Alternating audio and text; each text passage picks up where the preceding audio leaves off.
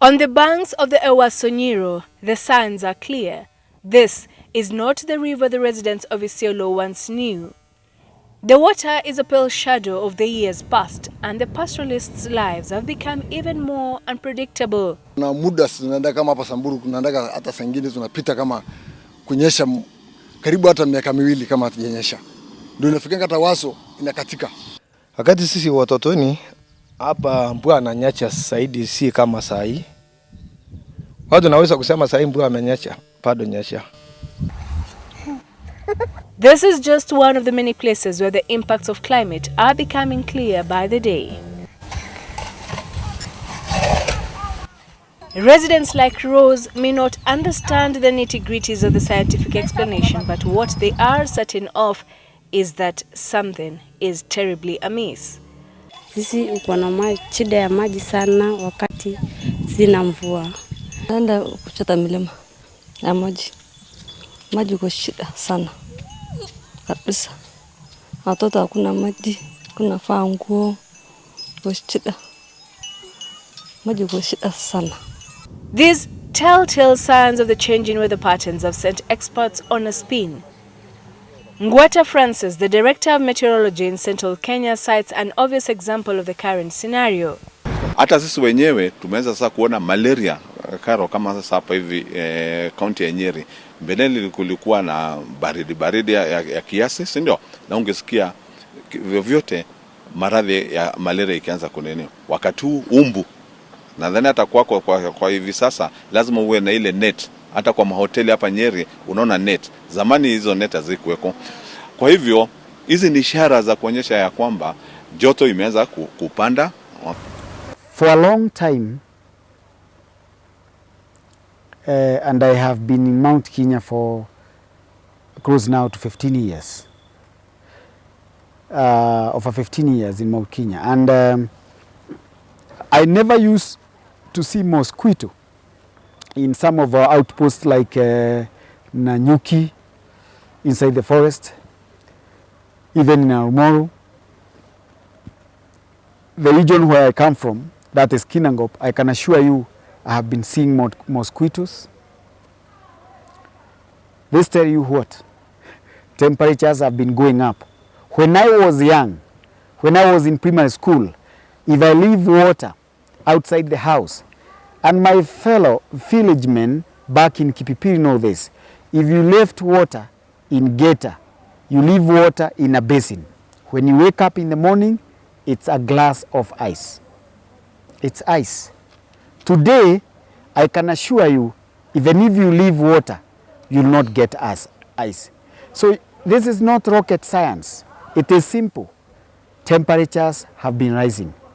Reason? Global warming. When I came to this mountain in the year 2000, and when I climbed the mountain in early 90s, I started climbing Mount Kenya in early 90s. Gregory Glacier was very big and very, you could see it from far. Today, it's no longer there. The Gregory Glacier has melted, and few other glaciers have melted. They are no longer there. They do not exist. So we'll be talking in few years to come, we'll be talking of less than 6 glaciers on the mountain. The senior warden in charge of the Mount Kenya Park and Reserve, Simon Gitao, says he has observed notable changes at Mount Kenya, Africa's second highest mountain. Slowly but surely, this very important water tower is losing its former glory. Majestic Mount Kenya in its beauty and splendor. But aesthetics aside, its role in the ecosystem cannot be emphasized. And as environmentalists say, without this vital water catchment area, then Kenya is in trouble. Be honest, temperatures have been rising. In the recent times, every time I go up the mountain, I don't wear gloves. I hike all the way to Point Lenana without gloves. Most scientists around the world now agree on two things. One, that global temperatures are rising faster than they used to, and 2, that human beings are to blame. But other forms of environmental degradation are making an already bad situation worse. For example, the dwindling levels of the water in Ewaso Nyiro is also attributed to the obstruction of water upstream. Mali Olekaunga, an environmentalist of many years now, says because of the obstruction of water upstream, the rivers downstream are just not flowing to their optimum levels. First of all, I think just like other natural resources in the rangelands, they are very much strained. The natural resources are very strained. And part of the conflicts you see here are natural resource-based conflicts.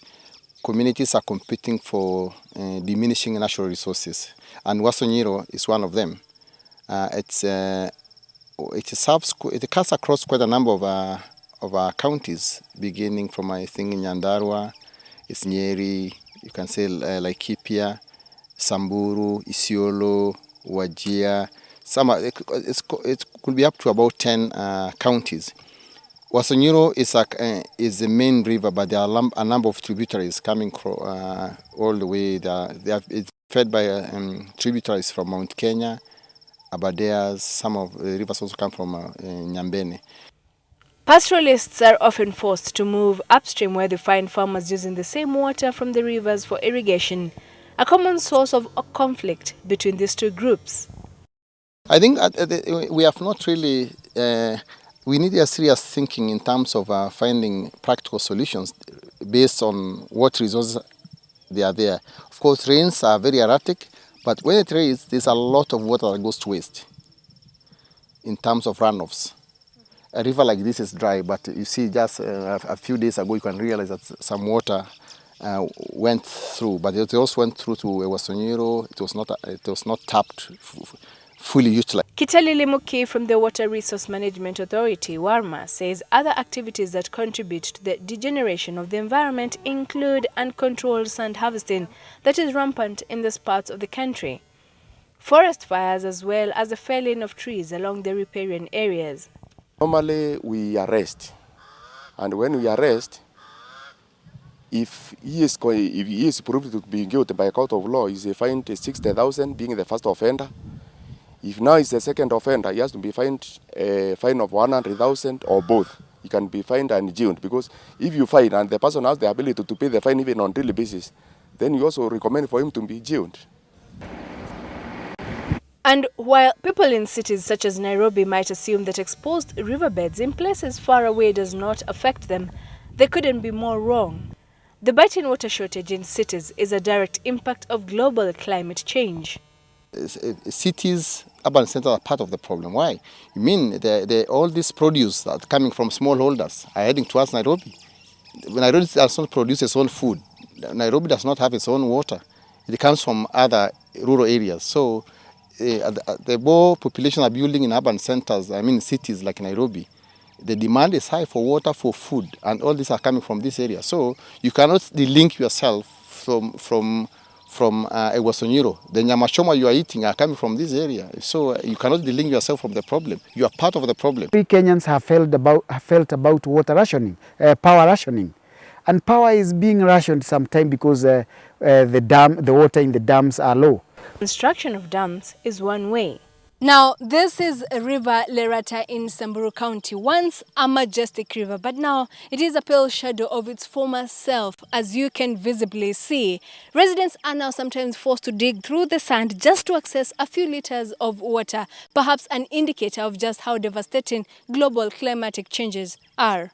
There's a lot of consultation which is ongoing between all the citizens and also the stakeholders. A lot of issues have been raised, especially from the downstream locals who are majorly pastoralist communities, because their major concern is that once that dam is constructed, then it will affect their livelihood, because the river, the Ewaso Nyiro River is the major actually livelihood component for the pastoral communities who are in downstreams. In 2015, world leaders met in France and penned an agreement that they hope will begin to turn down the heat. But experts admit that dealing with climate change will take more than just international treaties signed in conference halls.